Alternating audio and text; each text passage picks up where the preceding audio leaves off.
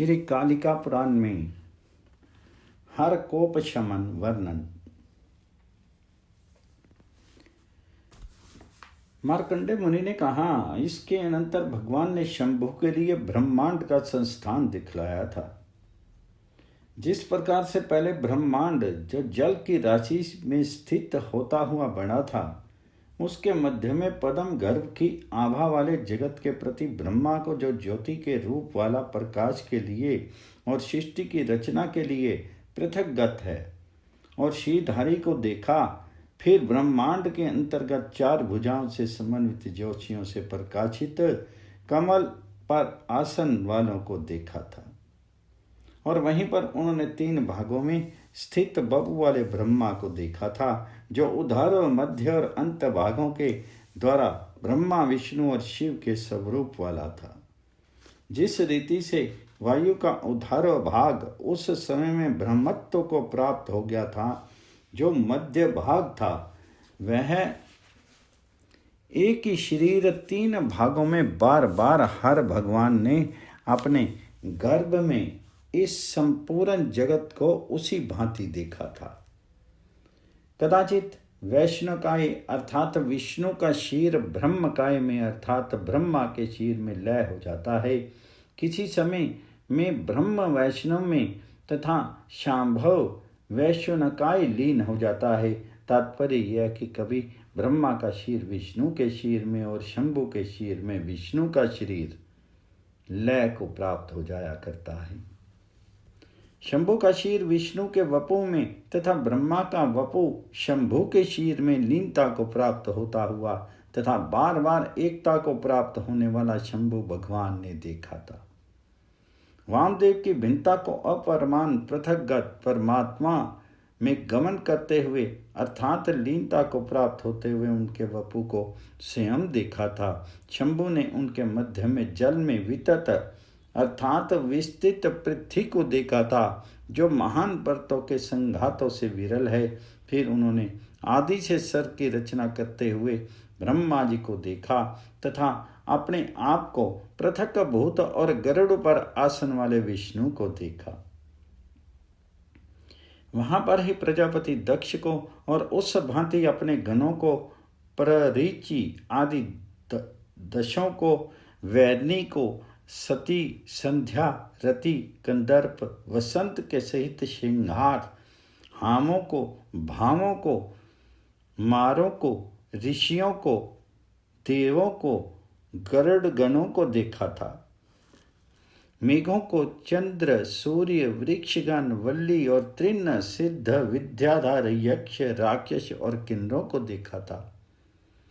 मनुष्यों को भुजंगों को ग्राह मत्स्य कच्छप उल्का निर्घात केतुकों को कृमि कीट और पतंगों को देखा था।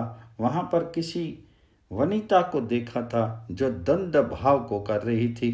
किसी को उत्पत्ति को प्राप्त होते हुए विपदग्रस्त को देखा था। कुछ लोगों को हास्य विलास करते हुए और कुछ को विलाप करते हुए तथा कुछ दौड़ लगाते हुए को परमेश्वर ने देखा था, जो कि शंभु की ओर भी भाग रहे थे। कुछ लोग दिव्य अलंकारों से युक्त थे, कुछ माला और चंदन से चर्चित थे, कुछ लोग वीक्षा करते थे और कुछ पुनः शंभु के साथ क्रीडित थे। कुछ लोग स्तुति कर रहे थे, कुछ शंभु का स्तवन करते हुए ब्रह्मा और विष्णु का स्तवन करने वाले थे, उनके द्वारा। कुछ मुनि और तपस्वी गण भी देखे गए थे। कुछ लोग नदी के तट पर तपोवन में तपस्या करते हुए देखे गए थे। कुछ लोग इससे अध्याय तथा वेदों में रत देखे गए थे और कुछ पढ़ाते हुए देखे गए थे।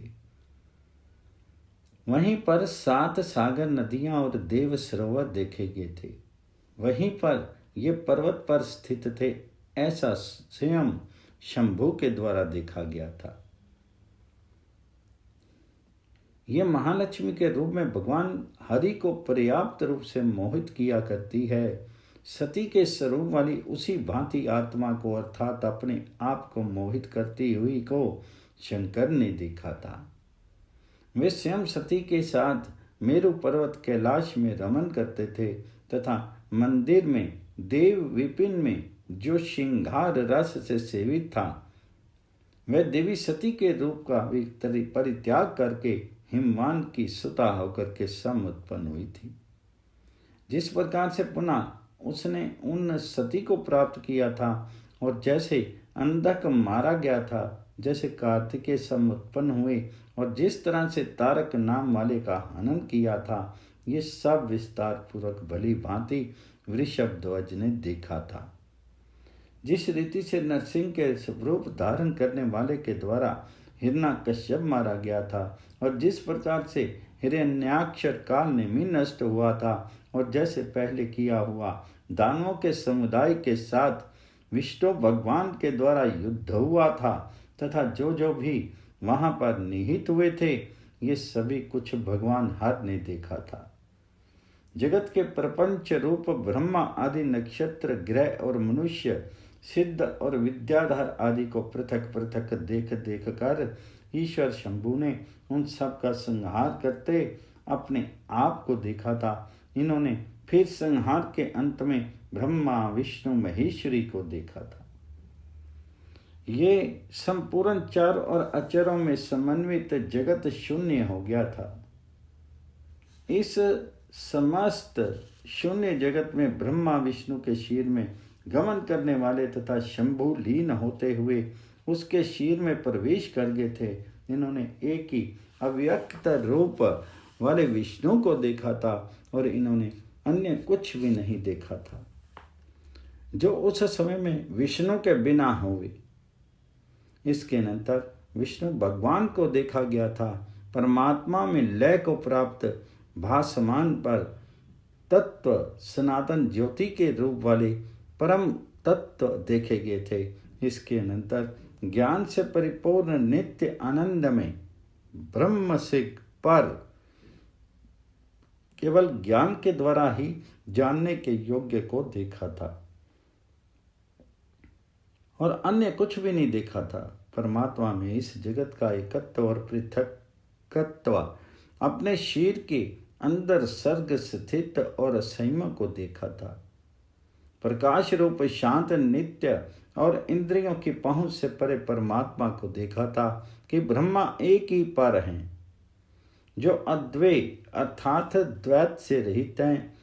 इससे अतिरिक्त अन्य कुछ भी नहीं देखा था।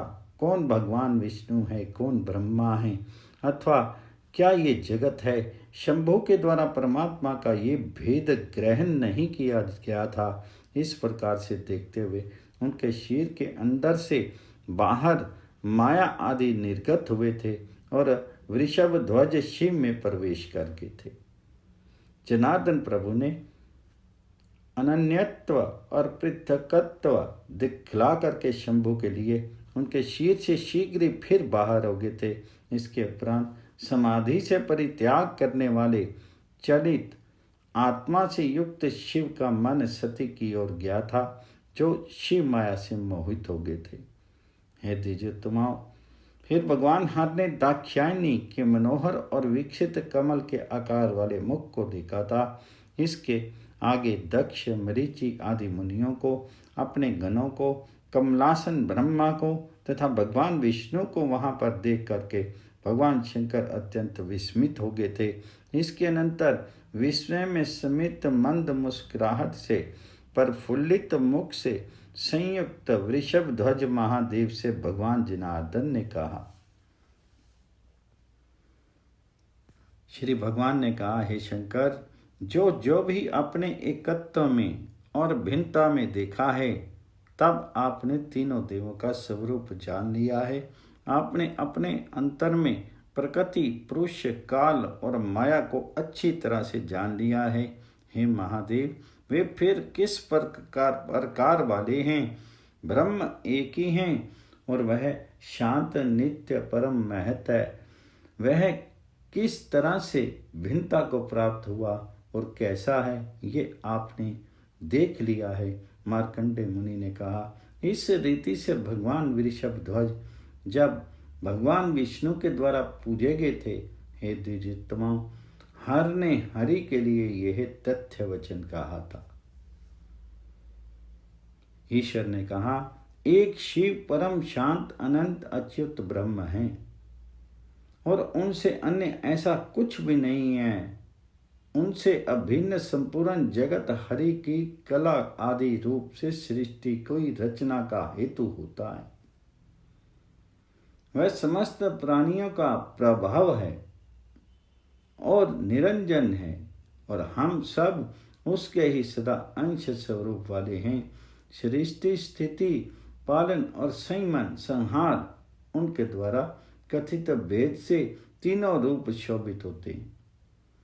ना तो मैं, ना आप, ना हिरण्यगर्भ, ना काल रूप, ना प्रकृति और उसकी प्रेरणा करने के लिए समर्थ है। यहाँ पर कुछ रूप के बिना भी उनका सत्य भी है। श्री भगवान ने कहा है, वृषभध्वज, यह तत्व आपने कहा और जान लिया है। हम ब्रह्मा, विष्णु और शिव उनके अंशभूत ही हैं। इस कारण आपके द्वारा ब्रह्मावाद के योग्य नहीं है। यदि आपको एकता विदित है जो कि शंभु, ब्रह्मा, विष्णु और पिनाकधारी शिव की होती है। मार्कंडेय मुनि ने कहा, अपरिमित तेज के धारण करने वाले भगवान विष्णु के इस वचन का श्रवण करके महादेव जी ने सबकी एक स्वरूपता को देख करके ब्रह्मा का हनन नहीं किया। भगवान विष्णु ने जिस रीति से एकता को अदिष्ट किया था वह सब मैंने आपको बतला दिया। श्री कालिका पुराण में शिव सती विहार वर्णन। मार्कंडेय मुनि ने कहा, इसके अनंतर मेघों के गर्जन करने पर श्री महादेव जी सती के पति ने विष्णु भगवान प्रभृति सबको विदा करके अथवा त्याग करके वे हिमवान पर्वतराज पर चले गए थे। उस परम अधिक अमौत की सेवा वाली सती को अपने अत्य उन्नत वृषभ पर समरोपित करा के हिमालय के प्रस्थ को गमन किया था, जिसमें परम रम्य कुंजों का समुदाय था। इनके उपरांत वह सुंदर दंत पंक्ति वाली चारों हाथ से समन्वित सती भगवान शंकर के समीप शोभायमान हुई थी। वृषभ पर स्थित भी वह चंद्र के मध्य में करिका के समान ही थी। वे सब ब्रह्मा आदि और मरीचि आदि मानस पुत्र दक्ष प्रजापति भी सभी सुर और असुर परम प्रसन्न हुए थे। अर्थात उस अवसर पर सभी को अत्यंत हर्ष हुआ था। जो सब भगवान शंकर के साथ में गमन कर रहे थे उनमें कुछ तो शंखों को बजा रहे थे और कुछ सुमंगल करने वाले तानों का वादन कर रहे थे, कुछ हास्य ही कर रहे थे। इस रीति से सबने वृषभ ध्वज का अनुगमन किया था और शिव के पीछे पीछे गए थे। फिर ब्रह्मा आदि भी सब शंभु के द्वारा विदा कर दिए गए थे। वे सब परम अधिक आनंद से कुछ दूर तक शिव के पीछे पीछे गए थे। इसके उपरांत ब्रह्मा आदि और मानस पुत्रों ने शंभु के साथ संभाषण करके आशुगमन करने वाले रथों के द्वारा अपने अपने आश्रमों को चले गए थे। समस्त देवगण, सिद्ध और उसी भांति अप्सराओं के समुदाय और जो भी वहां पर यक्ष, विद्याधर आदि समागत हुए थे वे सभी भगवान हर के द्वारा बिना किए हुए अपने निवास स्थानों को चले गए थे तथा वृषभ ध्वज के द्वारा ग्रहण करने पर भी सभी अमोद से समन्वित हुए थे। इनके अनंतर भगवान शिव अपने गणों के सहित आनंद देने वाले संस्थान पर पहुंचकर, जो कि कैलाश गिरी के नाम वाला था, वहां पर शिव ने अपनी प्रिया को वृषभ ने नीचे उतार लिया था। फिर विरूपाक्ष प्रभु ने इस दाक्षायणी सती की प्राप्ति करके अपने गणों की जो नंदी आदि थे उस गिरी को कंदरा से विदा कर दिया था। भगवान शंभु ने नंदी आदि से बहुत ही मधुर वाणी में उन सब से कहा था कि यहाँ पर जिस समय में भी मैं आप सबका स्मरण करूं, उस समय में स्मरण से चल मानस वाले आप लोग मेरे समीप में तब ही आगमन करेंगे। इस प्रकार से वामदेव के द्वारा कथन करने पर वे नंदी भैरव आदि सब हिममान गिरी पर चले गए थे। उन सब के जाने पर भगवान ईश्वर भी उस सती के साथ मोहित हो गए थे। हर भी एकांत में प्रतिदिन उस दाक्षायणी के साथ चिरकाल पर्यंत बहुत ही अधिक रमन करने वाले हो गए थे। किसी समय में वन में स्वाभाविक रूप से समुत्पन्न हुए पुरुषों का समाहरण करके उनकी एक अतीव मन को हरण करने वाली सुंदर माला की रचना करके उन्होंने सती के हार के स्थान में नियोजित किया था। किसी समय दर्पण में अपने मुख का अवलोकन करने वाली सती का अनुगमन करके भगवान शंभु भी अपने मुख को देखा करते थे। किसी समय उस सती के कुंतलों को उल्लसित करके उल्लास में आए हुए शिव बाधा करते थे तथा किसी प्रकार मोचन किया करते थे और बराबर उन केशों को काटा भी करते थे, अर्थात कंघी भी काटते थे।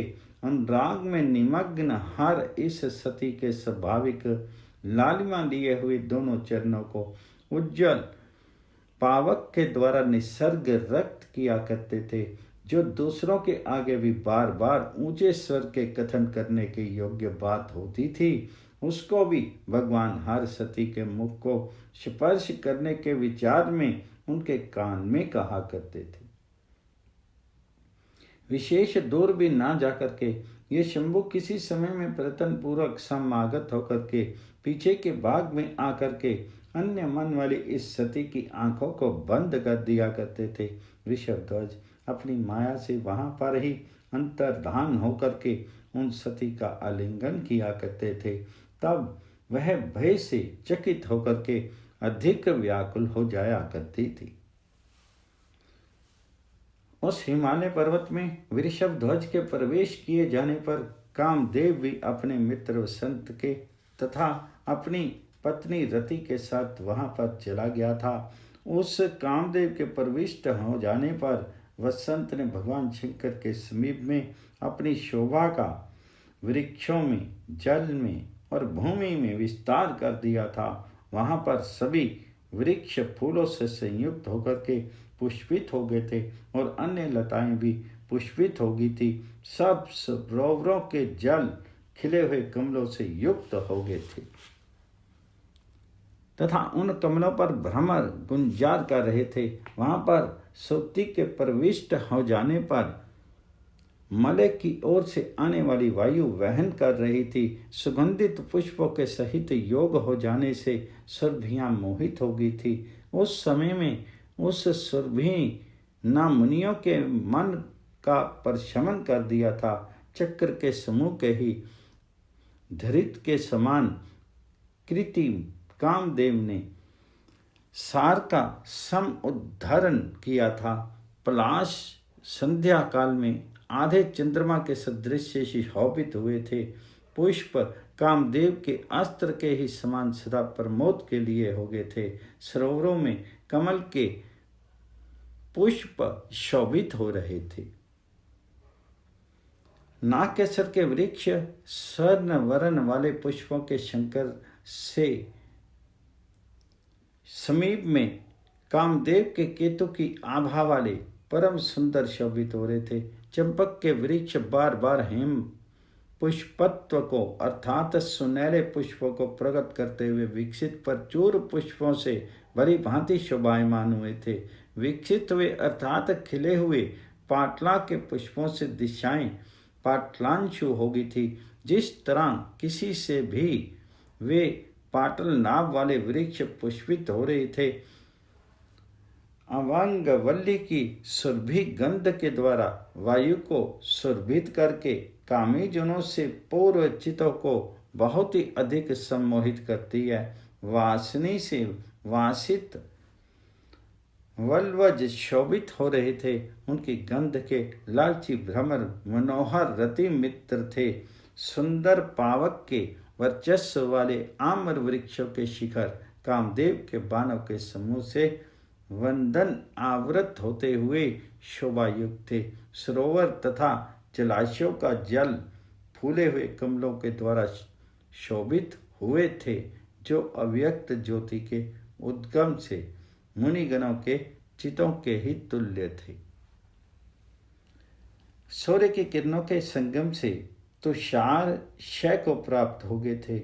उस समय में उन तुषारों का क्षय विज्ञानशाली पुरुषों के हृदय में ममत्व की ही भांति हुआ था। उस समय में प्रतिदिन कोयल निशंक होकर के अपनी मधुर ध्वनि का विचार कर रही थी, जो पुष्पों में बहुत ही अधिक पुष्पों की जिया धनुष की डोरी के शब्द की ही भांति था। वहाँ पर भ्रमर वनों के अंतर्गत पुष्पों में गमन करने वाले भ्रमर कांता की लीला को भूख वाले कामदेव रूपी व्याघ्र की ध्वनि की ही भांति गुंजन कर रहे थे। चंद्र तुषार की भांति था और भानु सकल कलाओं वाला नहीं था। ये क्रम से सज्जना के मोह के लिए कुशलता पूर्वक इन कलाओं को धारण करता था। उस समय में चंद्रमा के साथ प्रसन्न और तुषार से रहित विभावरी सुमनोहर कामनियां प्रिय के साथ की भांति की होगी थी।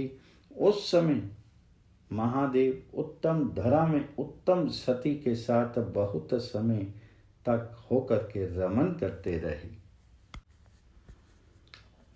कालिका पुराण में हिमाद्री निवास गमन। मार्कंडेय मुनि ने कहा, इसके अनंतर किसी समय दक्ष की पुत्री सती ने जल्दों के आश्रम में पर्वत शिखर के प्रस्थ में संस्थित वृषभ ध्वज से बोली, मेघों के समागम का समय प्राप्त हो गया है। ये काल परम दुस्सह होता है। अनेक वर्णों वाले मेघों के समुदायों से आकाश और दिशाएं सब स्थगित अर्थात आच्छन्न हो गए हैं। अत्यंत वेग वाली वायु हृदय को विदेह न करते ही वहन करती है।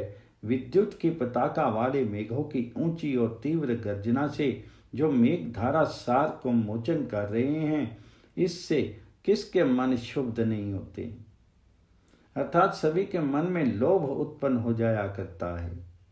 इस समय में सूर्य दिखलाई नहीं देता है और मेघों से चंद्रमा भी समाच्छन्न हो गया था और इस समय में दिन भी रात्रि की भांति प्रतीत होता था। यह समय विरही जनों को बहुत ही व्यथा करने वाला है। ये मेघ एक जगह में स्थित नहीं रहा करते हैं। ये गर्जन की ध्वनि करते हुए पवन से चलायमान हो जाते हैं।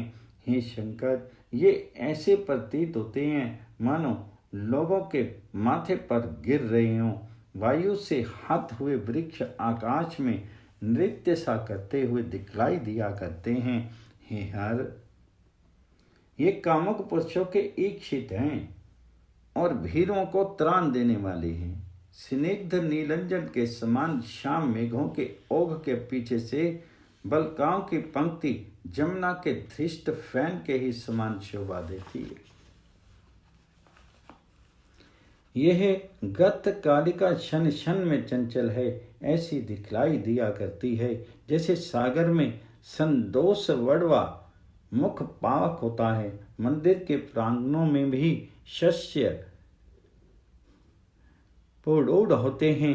हे विरूपाक्ष, अन्य स्थान में मैं शास्त्रों की उत्पत्ति को क्या बतलाऊं। श्यामल और राजत कक्षों से यह हिममान विशद हो रहा है। जिस तरह से मंदिर अज्जल के वृक्षों के समुदाय के पत्रों से शीत सागर होता है, वह कुसुमों की भी श्री इसके कुटज का सेवन करती है। मयूर मेघों की ध्वनि से बार बार परम हर्षित होते हैं और वे निरंतर वृष्टि की सूचना देने वाले हर एक वन में अपनी वाणी को बोला करते हैं। हे हर, अत्यंत घोर काले मेघों की ओर मुख किए हुए चातकों की ध्वनि का आप श्रवण करिए कि जो कि वृष्टि की समीपता की सूचना देने वाला है।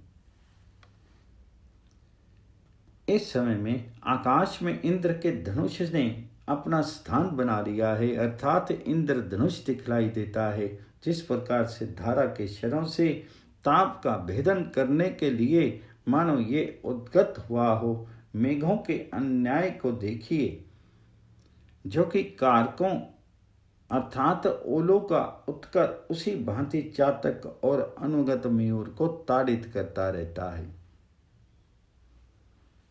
मयूर और सारंग का पराभाव मित्र से भी देख करके हे गिरीश, हंस बहुत दूर देश में स्थित मानसरोवर को गमन किया करते हैं। इस विषय काल में कंटक और कोरक अपने घोंसलों की रचना किया करते हैं। आप बिना गे के किस प्रकार से शांति को प्राप्त करते हैं? हे पिनाक धनुष के धारण करने वाले, वह विशाल मेघों से उठी हुई भीति अर्थात डर मुझको बाधा कर रही है। अतः मेरे कहने से आप शीघ्र निवास स्थान के लिए यत्न करिए। हे वृषभध्वज, कैलाश में अथवा हिमालय गिरी में या भूमि में आप अपने योग्य निवास स्थान को बनाइए। उस दाक्षायणी के द्वारा एक बार ही इस प्रकार से कहे हुए शंभु ने उस समय में थोड़ा हास किया था, जो शंभु अपने मस्तक में स्थित चंद्रमा की रश्मियों से पोषित आनन अर्थात मुख वाले थे। इसके अनंतर महान आत्मा वाले सभी तत्वों के ज्ञान से सुसंपन्न मंद मुस्कुराहट से अपने होठों के संपुट को भेद न करने वाले शिव परमेश्वरी देवी को तुष्ट करते हुए बोले थे। ईश्वर ने कहा, हे मनोहरे, आपकी प्रीति के लिए जहां पर भी मुझे निवास करना चाहिए, हे मेरी प्यारी, वहां पर मेघ कभी भी गमन करने वाले नहीं होंगे। इस महीभृत अर्थात पर्वत के नितांत के समीप पर्यंत ही मेघ संचरण किया करते हैं। हे मनोहर, वर्षा ऋतु में भी इस प्रालय के धाम गिरी के अंदर सदा मेघों की गति वहीं तक है। उसी भांति कैलाश की जहां तक मेखला है वहीं तक मेघ संचरण करते हैं। उसके ऊपर वे कभी भी गमन नहीं किया करते हैं। सुमेरु के वादी के ऊपर बलाहक अर्थात मेघ नहीं जाया करते हैं। पुष्कर और आवर्तक प्रभृति उनके जानवों के मूल तक ही रहते हैं। इन गिरिंद्रों पर जिनके भी ऊपर आपकी इच्छा हो हे प्रिय, जहां पर भी आपका मन हो वहीं आप मुझे ही बतला दीजिए। सदा हिमालय गिरी में स्वेच्छा पूर्वक विहार के द्वारा आपके कौतुक उपदेय हैं, जहां पर स्वर्ण पक्षियों के द्वारा अनिलों के वृंदों से और मधुर ध्वनि वाले पक्षियों से तुम्हारे कौतुक होंगे। सिद्धों की सिद्धांगनाएं आपके जिस सखिता की अर्थात सनातनी सखी की भावना की इच्छा करने वाली होती हुई स्वेच्छा पूर्वक विहारों के द्वारा मणि कोहिम पर्वत पर कौतुक के सहित आपका उपहार करती हुई फल आदि दोनों के सहित वहां पर आएगी। जो देवों की कन्याएं हैं और जो गिरिज की कन्याएं हैं, जो तरंग मुखी नागों की कन्याएं हैं, वे सभी निरंतर आपकी सहायता करती हुई अनुमोद के विभ्रमों के द्वारा सम आचरण करेंगे। आपका वह अतुल रूप है, अर्थात ऐसा है जिसकी तुलना नहीं। आपका मुख परम सुंदर है।